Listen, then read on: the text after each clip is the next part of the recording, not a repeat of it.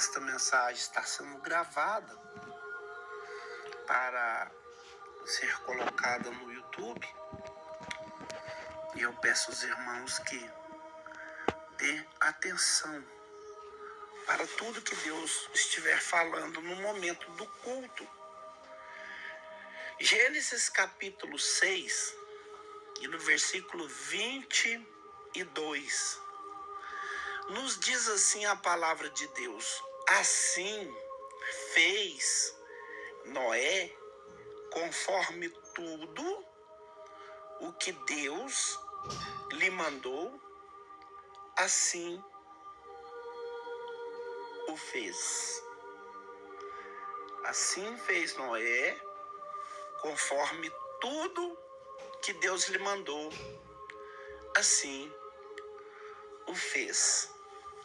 Irmãos, quando falamos da vida de Noé, todo mundo já sabe que vem dilúvio. Noé, ele não é um representante somente do dilúvio, mas sim, ele também é um representante da vinha, muito além da desobediência, né? Porque teve uma interferência nessa história. Mas vamos lá. A história de Noé e da arca, ela nos mostra, meus queridos irmãos, que o mundo se encheu de violência. À medida que o coração do homem se tornava cada vez pior em maldade, Deus decide trazer um grande dilúvio que termina aquela geração pecaminosa e violenta, tudo em morte.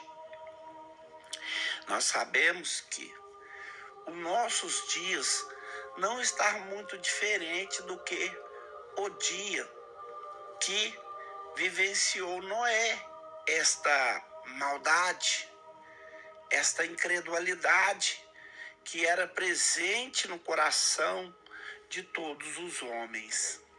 Mas somente Noé, meus irmãos, é achado justo e temente diante de Deus.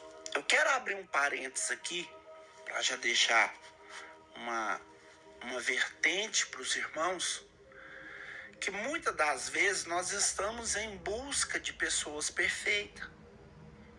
E essas pessoas perfeitas, muitas das vezes, elas não existem. Porque o homem que nasceu perfeito, o mundo imperfeiçoalizou, que foi Jesus. O mundo atribuiu falta, o mundo atribuiu pecado, mas todos nós cristãos somos sabedores que Cristo não errou, que Cristo não pecou, que Cristo foi perfeito. Tanto é que, quando Cristo se entregou no sacrifício final na cruz do Calvário, ele chega a dizer para o Pai: Pai, está consumado. Porque ele sabia que tinha traçado um projeto de Deus com muita obediência. Então, antes da gente procurar algo ou alguém perfeito, a gente tem que buscar em nosso íntimo a ser perfeito, a se acertar com Deus, andar na presença de Deus, fazer a vontade de Deus. E isso Noé fez. E por causa disso, Deus o justificou. E diz a Bíblia que ele recebeu o mandamento divino para entrar com a sua família e com os animais na arca. Apenas sobrevivia quem estivesse dentro da arca. Meus irmãos, a nossa preocupação tem que ser com a nossa família. Nós temos que ensinar os bons costumes para os nossos filhos. ensinar como deve se proceder diante de Deus, ensinar a ser uma pessoa de bem, ensinar a ser uma pessoa compromissada, para que ele tenha um bom desempenho em tudo que ele for fazer. Isto é obrigação do cristão. Depois que as águas recuaram no dilúvio, Noé sai da arca. Ele oferece um sacrifício. Então ele faz uma aliança com Deus. E Deus faz uma aliança com ele. Porque quando você se pactua com Deus, Deus se pactua contigo. Deus fez uma aliança com Noé e Noé fez uma aliança com Deus. Como Noé, de que não destruiria a terra. Deus fez essa aliança com Noé de que nunca mais haveria dilúvio. E a humanidade nunca mais veria essa invasão das águas. Então, meus irmãos, Noé ele planta uma vinha e bebe o vinho que produziu a vinha, e ele fica embriagado e arranca toda a sua roupa. Tá vendo? Porque eu te falei que a gente não pode ficar buscando um homem perfeito para a gente se espelhar nele. Porque se quisermos espelhar em perfeição, temos que olhar para Cristo. Porque ali está a silhueta da perfeição. Noé, o justo, caiu aqui, teve um deslize diante de Deus. Noé é um dos mais inteligentes personagens da Bíblia. E em nenhum outro lugar isso fica tão evidente como na primeira e na última vez que Gênesis fala sobre ele. A primeira citação bíblica sobre Noé é muito promissora. Noé era um homem justo, perfeito na sua geração. E Noé andava com Deus. Quem falou isso foi Deus. Quem falou isso foi o escritor do livro, que está escrito em Gênesis capítulo 6 e no versículo 9. Ninguém mais na Bíblia, nos livros da lei de Moisés, recebe a especial honra de ser citado com símbolo de justiça. Nem Abraão, nem Isaque ou Jacó, nem tampouco Moisés ou Josué. Porém, meus irmãos, a última parte da vida de Noé não é tão agradável de se ler. Ele começou Noé a ser lavrador da terra. Ele plantou uma vinha, bebeu do vinho, embebedou-se e descobriu-se no meio da sua tenda, todo o seu corpo ficando nu.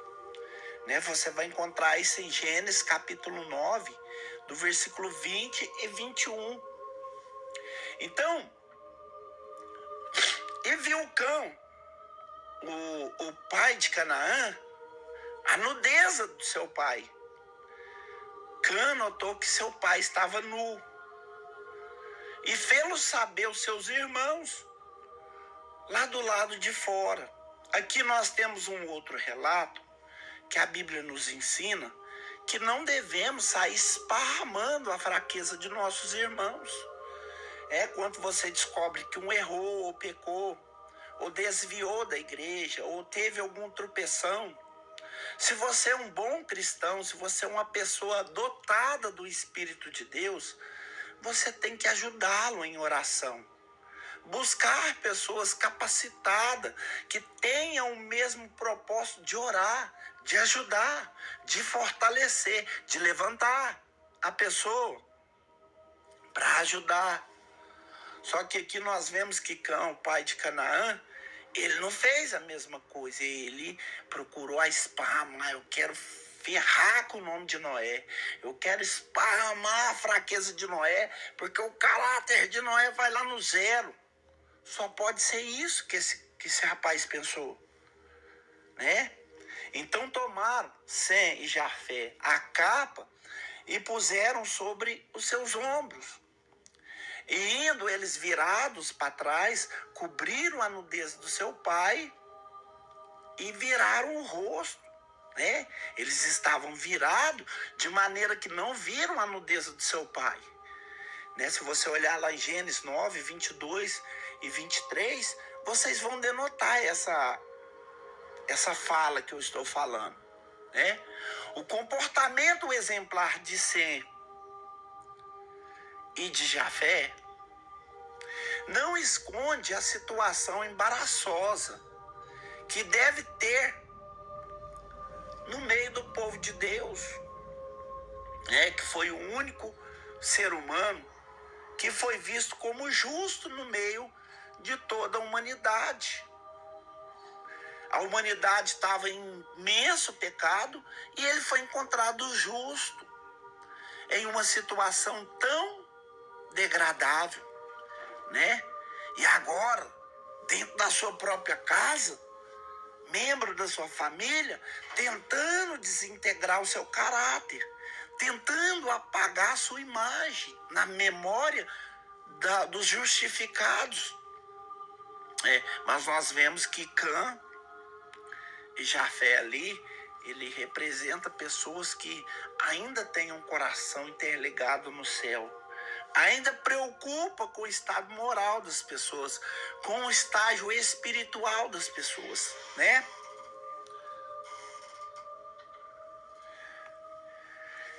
Irmãos, como pode uma pessoa que vive debaixo de uma tão forte chamada ser desintegrada por um ato de pecado? Satanás, ele pecou uma só, única vez. E foi lago de fogo, foi condenação para ele. Mas nós, meus irmãos, pela misericórdia de Deus, o Senhor nos deu a oportunidade de se arrepender e se reintegrar com o reino da sua justiça novamente, né? Então nós vemos aqui como pode um alto caráter e estima espiritual ter descido tão baixo nível como Noé desceu. Foi errado o que ele fez, mas o mais errado foi o esparramatório da notícia. Esta é uma pergunta que a tradição oral costuma fazer para os inteligentes estudiosos da Bíblia, já por um longo de tempo, procurando responder à tradição oral. Investigue então um estudo que vai estudar, e é o nome dado da interpretação aos estudos rabínicos da lei de Moisés. Esses estudos, meus irmãos, levam muito a sério a palavra de Deus, que está além do tempo, que tem uma mensagem para cada geração em suas diferentes épocas. Existem muitos estudos sobre Noé, alguns com visões muito positivas, outros nem tanto, mas nós temos uma em particular que fala sobre o lugar na história da fé. A desobediência de Noé. Quando as águas se recuaram, Noé deveria ter saído da arca Entretanto, apesar de abrir a janela da arca e visualizar que toda a terra estava seca, ele fica inerte aqui, ele fica em estágio de complexibilidade. Ele aguarda, né, o óbvio, o claro, que ele tinha que sair da arca, mas não o faz até o próprio Deus ver a necessidade de ordená-lo a sair da arca.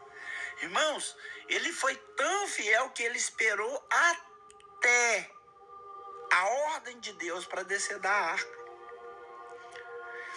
Existem alguns rabinos de maiores estudos que falam sobre Gênesis no segundo século.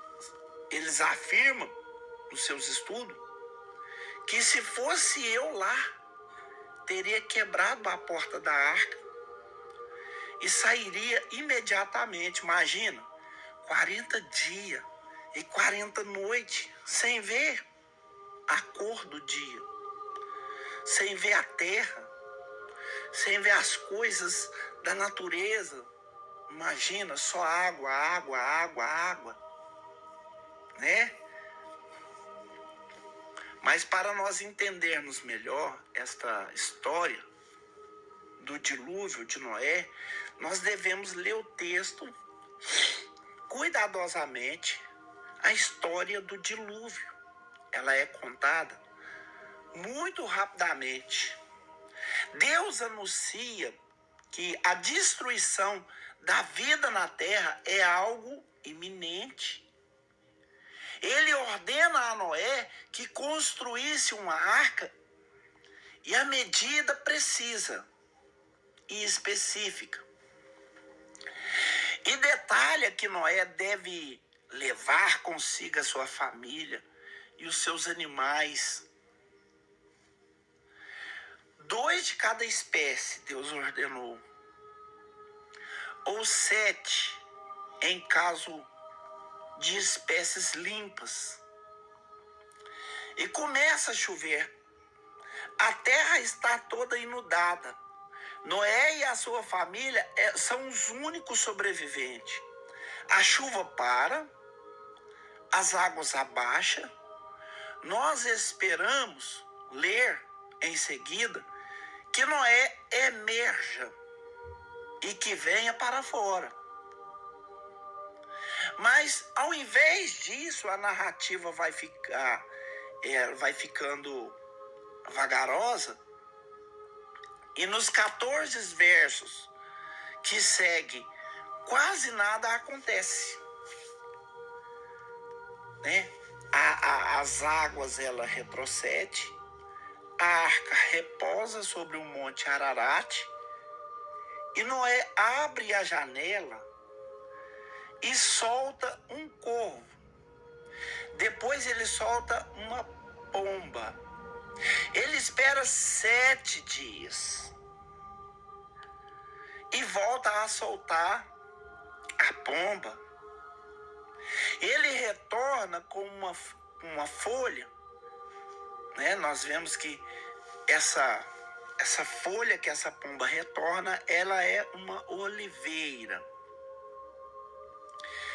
Aí tem um ato simbólico aí também nessa oliveira, nesse pombo, nesse corvo.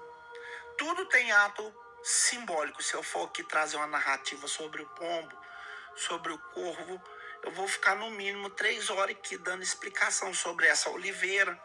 Porque o próprio Jesus falou que essa oliveira que é Israel, né? Jesus fala com os discípulos que quando a oliveira florescer, aí está perto a vinda do Filho de Deus. O que é a oliveira florescer? É o povo que está disperso da cidade de Israel voltar de novo para os seus lugares, para as suas terras natal, né? Porque dentro de Israel não tem quase nenhum israelitas, mas eles retornarão a Israel. Assim nos diz a profecia de Jesus. Então, passa-se mais de 7 dias E ele torna a enviar a pomba pela terceira vez. E dessa vez ela não retornou mais. E mesmo assim, Noé, ele põe o pé fora da arca. Então Deus tem que falar: Noé, sai da arca. Tu, presta atenção, tu, com a tua mulher. Então vou dizer, para sair os dois. Primeiro Noé, depois a tua mulher. E teus filhos. Terceiro eram os filhos. E as mulheres dos teus filhos, que eram as noras, né? Isso está lá em Gênesis capítulo 8, versículo 16. Só daí ele deixa a arca e pisa novamente em terra seca. Muito além da desobediência, da obediência, os estudiosos da tradição oral, eles deixam uma nota muito interessante para esse caso aqui. Quando se trata de reconstruir o mundo, de devastar como estava naquela época. Nós podemos, meus irmãos, estar esperando por uma permissão para agir. Mas a permissão já foi dada. Se não vamos fazer o que Noé diz, o que Noé fez, o que Noé diz para Deus, quando ele anuncia que o mundo está prestes a perecer, o que Noé diz quando ele... O que Deus disse para Noé quando disse para construir a arca? Para salvar somente ele e a sua família. Deus sabia que ninguém ia aceitar a sugestão de andar com ele. Porque, meus irmãos, andar com Deus exige normas. Nem todos estão se prontificados para se submeter a normas. O que ele diz quando chove e começa a cair, a resposta é nada. Durante toda a sequência do evento, não há nenhuma linha no texto que informa que Noé tenha dito uma única palavra, né? Ao invés, nós lemos por 14 vezes sobre a sua obediência silenciosa. Assim fez Noé, conforme tudo que Deus mandou, assim o fez. Esse é o relato que nós lemos no texto inicial, que Noé ele fez conforme tudo que o Senhor tinha lhe ordenado. E o texto volta a repetir em Gênesis capítulo 7 e no versículo 5, que Noé fez tudo conforme Deus tinha ordenado. Muitas das vezes as coisas não vão de acordo com o nosso esperado, é por isso que nós queremos fazer do nosso jeito. E nós não temos esta visão, esta permissividade de fazer do nosso jeito. Se nós escolhemos viver para Cristo, nós temos que fazer da maneira que Ele está nos ordenando. Noé, ele representa o paradigma da obediência bíblica. Ele faz tudo estritamente como foi mandado. Mas a sua história ensina que somente obedeceria não é suficiente. Só o que ele obedeceria, só a obediência que ele tinha naquele momento não é o suficiente. Mas por que não é o suficiente? Porque a obediência, ela não pode ser temporária. Ela tem que ser prolongada. A obediência para Deus tem que ser prolongada. Este é um fenômeno extraordinário, pois todos nós somos sabedores que o mundo da religião, a obediência é a mais alta virtude que Deus requer do ser humano, que se pode alcançar, mas não é o modo bíblico de pensar.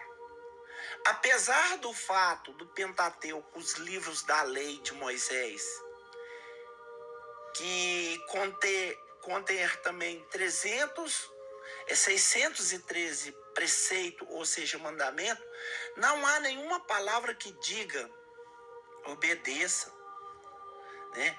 O verbo que Deus usa é shemã ou lismoã, é ouvir e atender,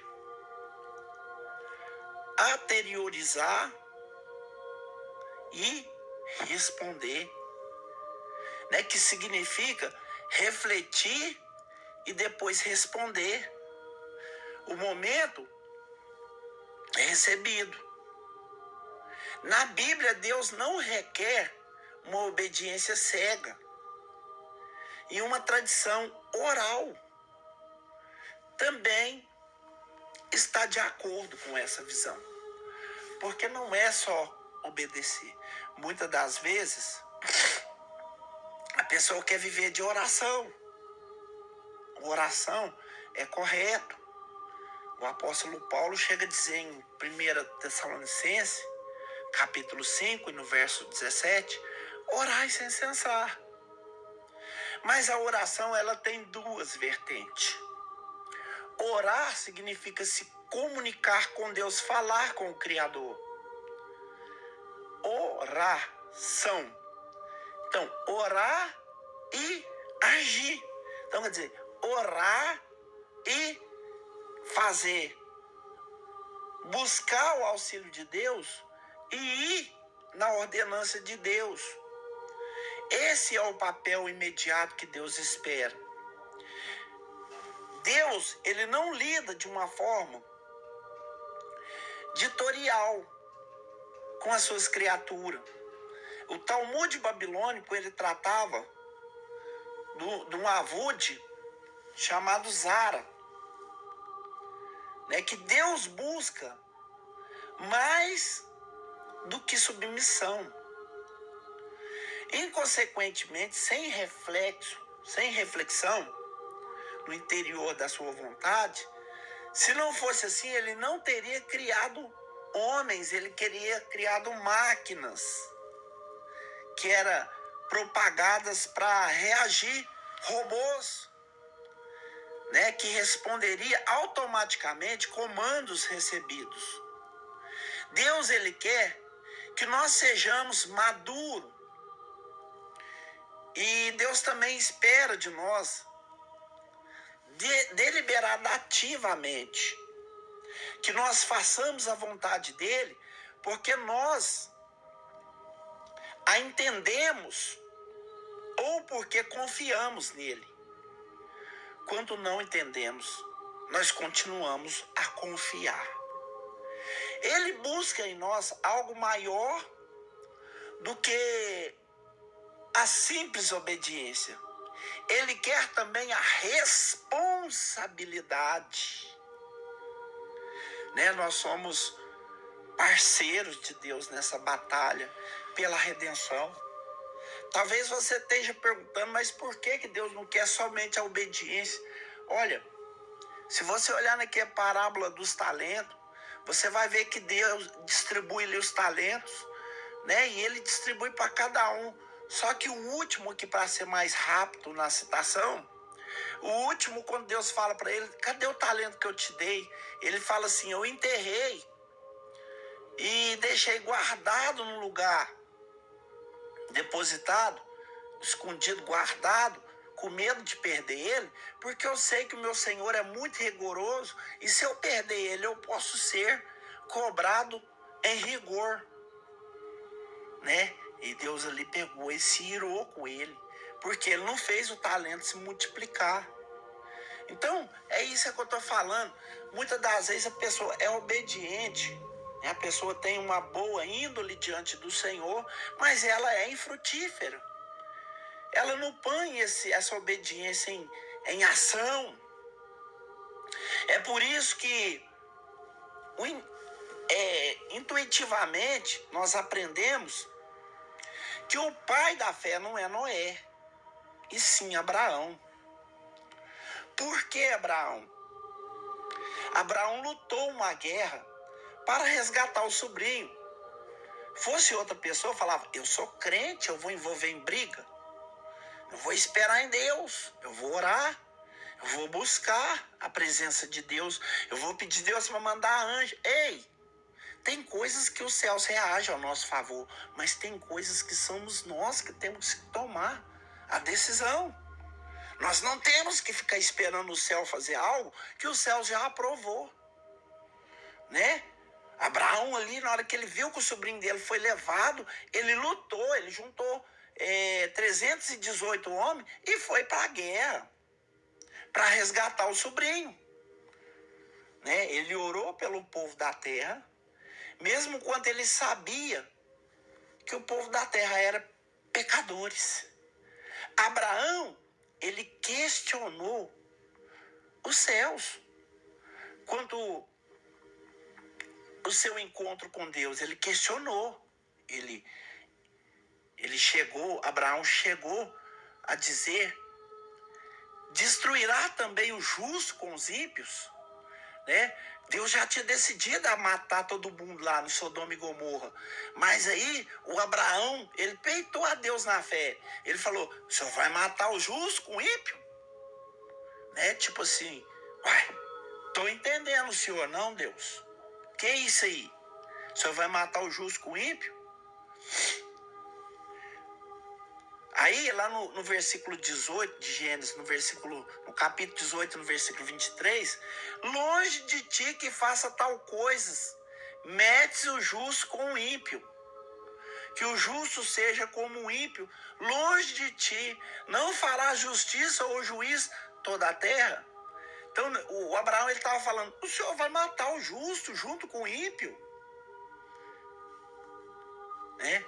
Imagine o que não teria dito o Abraão quando confrontado com a notícia de que o mundo seria destruído pelo dilúvio. Imagina o que Abraão não ia se colocar diante de Deus, né?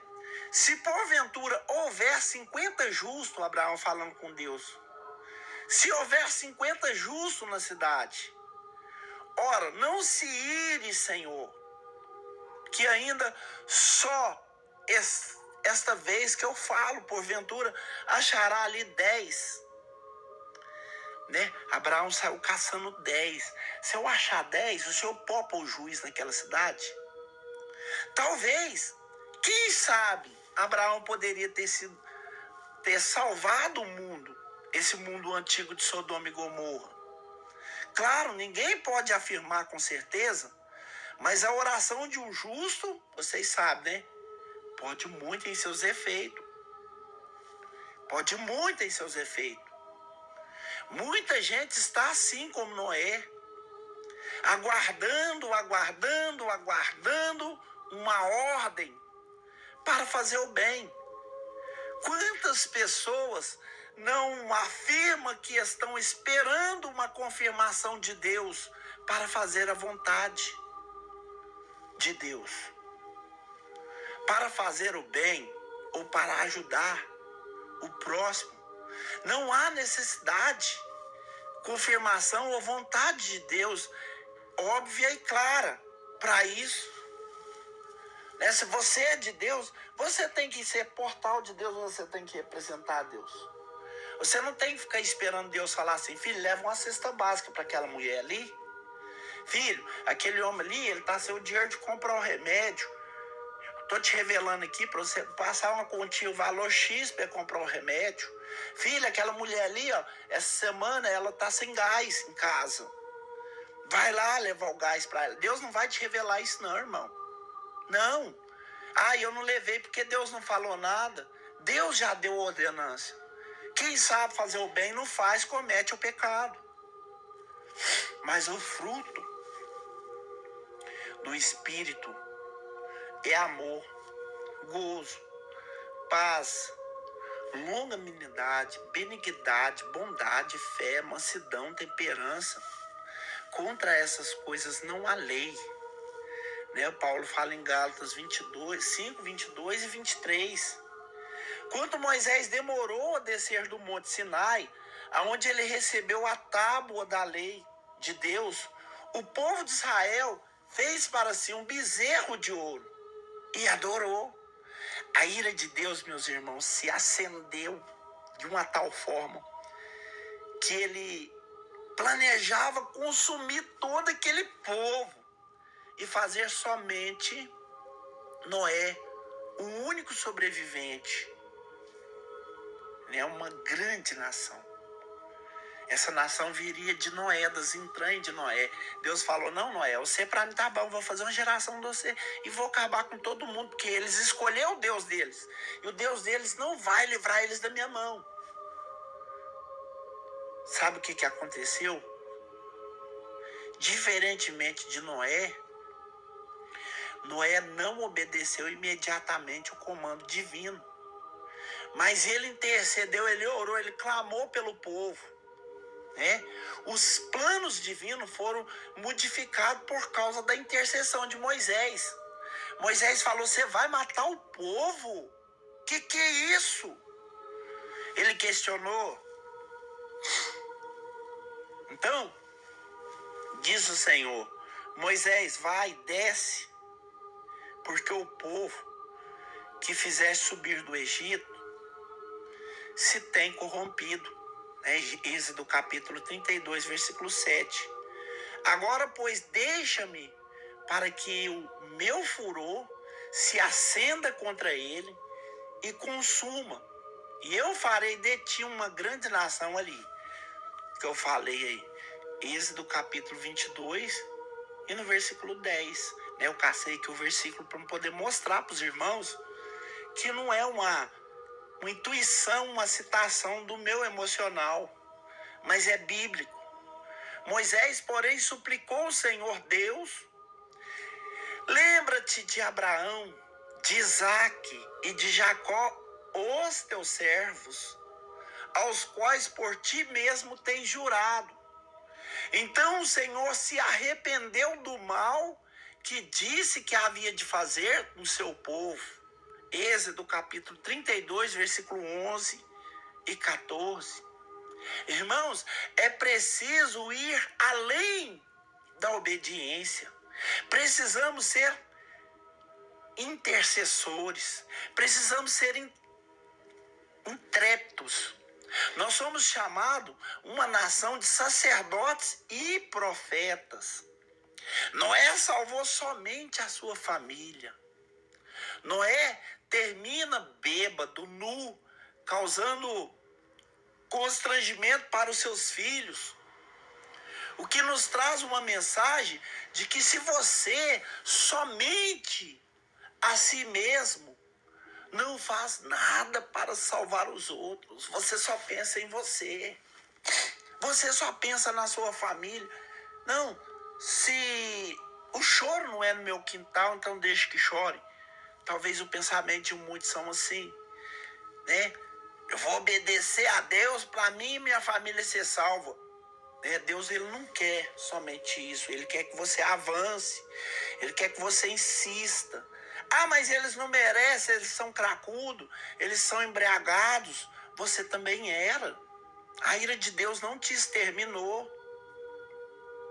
Nem a você mesmo. Às vezes você consegue salvar com esse comportamento. Eu estou falando você, incluindo eu. Deus não quer isso da gente. Portanto, olha aqui que o Senhor fala em Mateus capítulo 28, no versículo 19. Portanto, ide fazer discípulo a todas as nações, batizando-as em nome do Pai, do Filho e do Espírito Santo. Nós não podemos afirmar como doutrina, mas a narrativa aqui parece querer dizer que Noé não conseguiu viver livre da culpa de ser o único sobrevivente do dilúvio, sem ter menos efeito de uma tentativa apenas. para salvar as demais pessoas. Eu não sei como foi os dias dele, mas foi salvo só a família. Muitas das vezes a gente tá dentro da igreja, você tá assim, trovejou lá no céu, você fala, se Deus voltar agora, graças a Deus, eu e minha família estamos dentro da arca. Não pode ser assim. No decorrer do meu canal lá no YouTube, N Serviço do Rei, não estou fazendo propaganda de canal, mas eu quero trazer um relato de que os profetas tiveram que sentir o que Deus sente, para eles representar o Senhor para o povo. Eu já deixei lá o relato de Oséias. O Senhor falou, Oséias, você quer sentir o que eu sinto? Você quer ser um profeta? Quero. Então vai lá e pega uma mulher de prostituição e casa com ela. Para muitos aquilo ali escandaloso. Mas para Deus estava mostrando que o marido traído era Deus. E a esposa adúltera era a nação que estava ali. Então, meus irmãos, não se espera por autorização para reconstruir vidas. É necessário correr o risco de andar à frente da fé. É mais do que obediência. É coragem.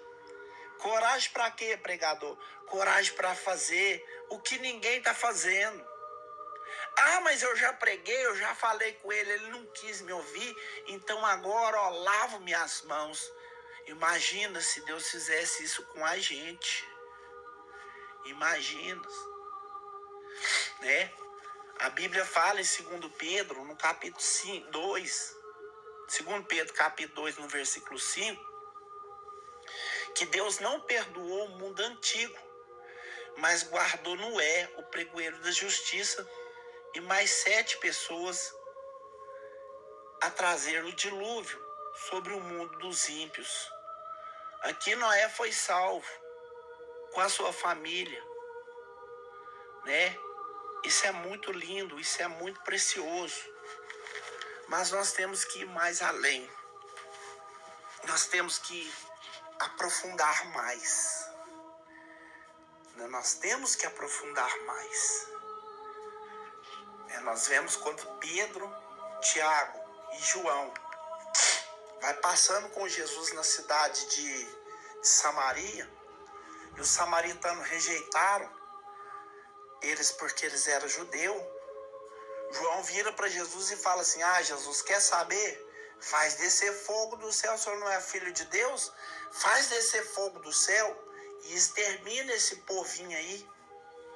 Jesus repreendeu eles. Jesus falou, não é assim. Não é assim. O direito da salvação é para todos. Se você for olhar mesmo, nas partes simbólicas que a Bíblia narra, começando de Adão até Jesus, você vai ver que quando Adão pecou contra Deus, que Adão pecou contra Deus, que Deus chega lá e fala assim, Adão, o que ele fez? Ele correu e escondeu atrás de uma figueira. Ele escondeu. Ele ficou com medo da voz de Deus. Mas você pode ver que quando o céu se abriu e falou assim, esse é o meu filho amado, Jesus se apresentou para Deus. Ele não escondeu atrás da árvore, mas ele ficou na frente da árvore. Ele ficou na cruz do Calvário, ali na frente, com os braços abertos, tipo assim, eu estou morrendo para a vida acontecer na terra. Porque quando Deus veio para julgar, ele virou e falou assim, não foi eu, foi a mulher que tu me deste.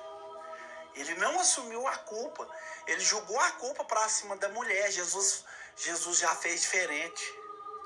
Jesus falou assim, não, pai, deixa vir em mim o julgamento.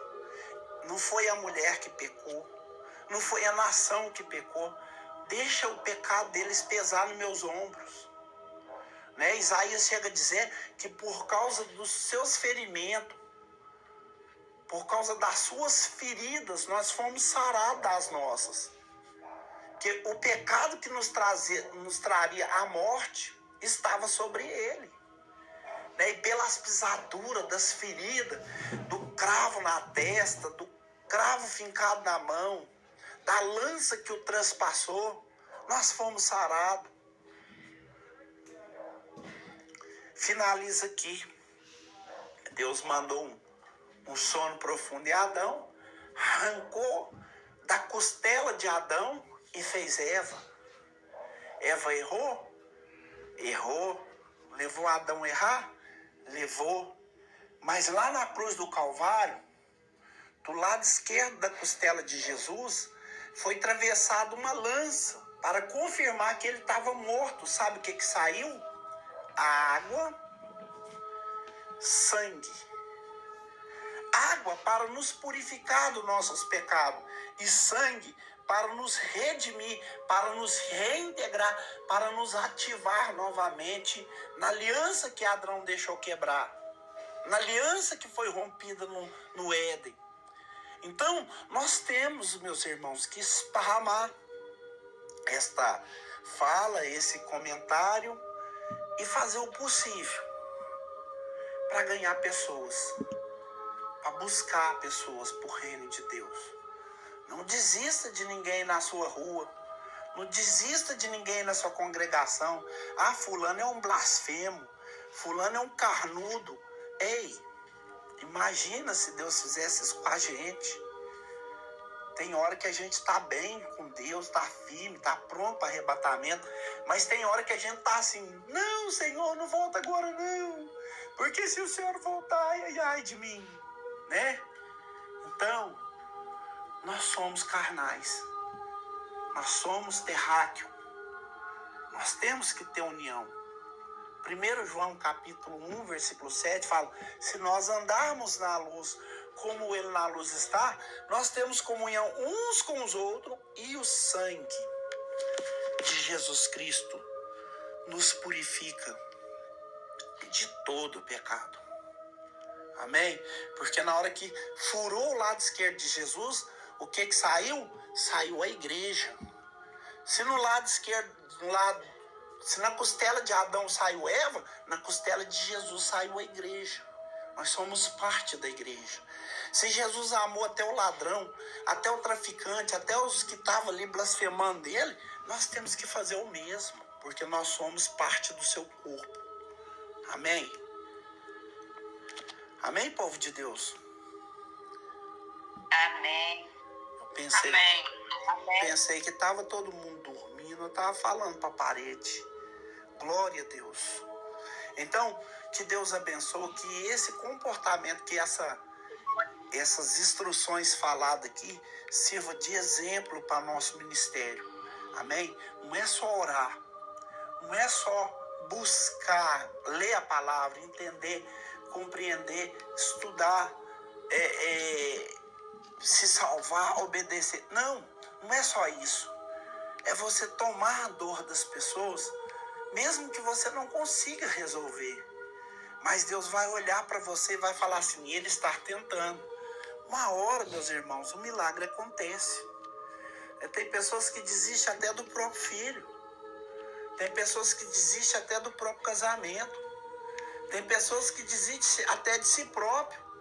Né? Quantas pessoas que estão na igreja, que vai lá, erra, vai lá, pede perdão, erra de novo, aí a pessoa fala, não, eu acho que eu não mereço perdão, eu estou sempre errando, eu estou sempre vacilando, eu não sou digna, aí a pessoa começa a se indignificar, e quando pensa que não, ela já não quer ir mais para a presença de Deus, porque ela acha que ela é indigna, né? Pode sim que ela seja, mas o sangue de Jesus nos purifica de todo pecado. Amém? Deus abençoe a vida de todos. Que essa palavra fica no coração de cada um para a reflexão de cada pessoa, tá bom?